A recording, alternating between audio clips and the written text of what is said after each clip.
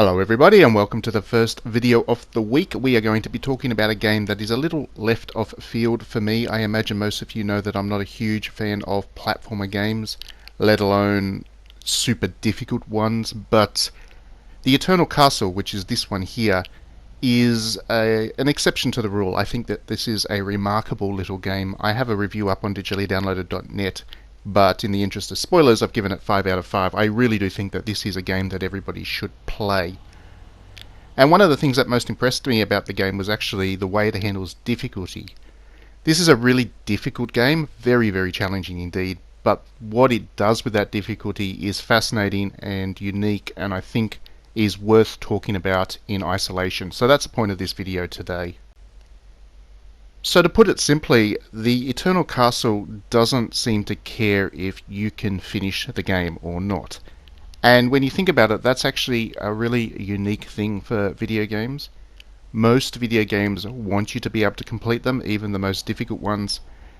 And the systems that are around those games are designed in such a way that you can finish it. So if we were to take the most famous example of a difficult game, Dark Souls. Dark Souls definitely wants you to actually finish the experience.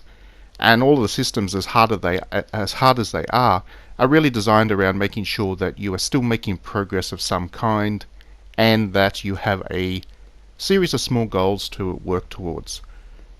So, for example, with Dark Souls, if you are killed by a boss monster or similar, all of the souls that you've collected, your experience points, they're left behind at that point, which is usually quite close to where the last bonfire was, which is a save point, and you're encouraged to go back and kind of try again, with the reward being all the stuff that you lost. That's pretty significant. It's a difficult game for sure, but there is those kind of micro goals which are just enough to keep people wanting to continue forwards. Whereas when you look at the Eternal Castle, there are save points, yes, of course they are. They're kind of midpoints and checkpoints, and if your character dies, then you can restart from a fairly close spot, usually.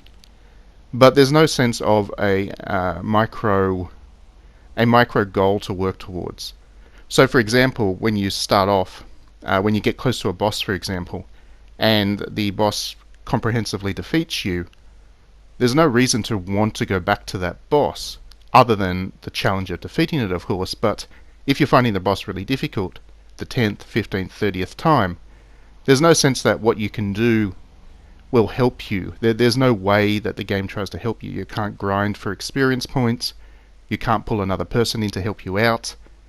The boss is just going to be as difficult now as it is after the 40th, 50th, 60th time attempt at it. Then if you look at other examples of games that are difficult, so for example the 2D platformer has a lot of very difficult video games in there, pioneered really by Super Meat Boy, but there's an awful lot that try to do that as well now. Those games really encourage you to learn by simple repetition, so there's the sense that every time you die you've learned something a little bit more about the level, and while the levels are difficult for sure, they're quite self-contained, and once you complete one, you're making definite progress towards the end of the game. You don't get that sense with the Eternal Castle because it's much more prolonged.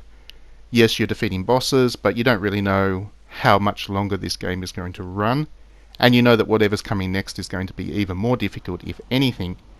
So there is that sense that you're not really learning because the mechanics are constantly changing. You're not making small moments of progress that you can feel good about because the overarching experience is more kind of cohesive than a 2D platformer, and there is just an overwhelming intensity to the difficulty which is really designed to kind of put you down.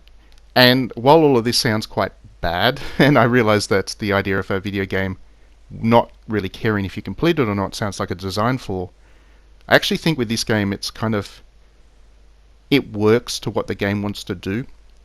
So, as I kind of mentioned in my review, the Eternal Castle is a very transgressive game. It's very much designed to challenge your perceptions about what video games are, how they're designed, how they can work, and what they're like to play. This game really does want to make you question what you've kind of assumed about video games to date, and the difficulty is a really big part of it.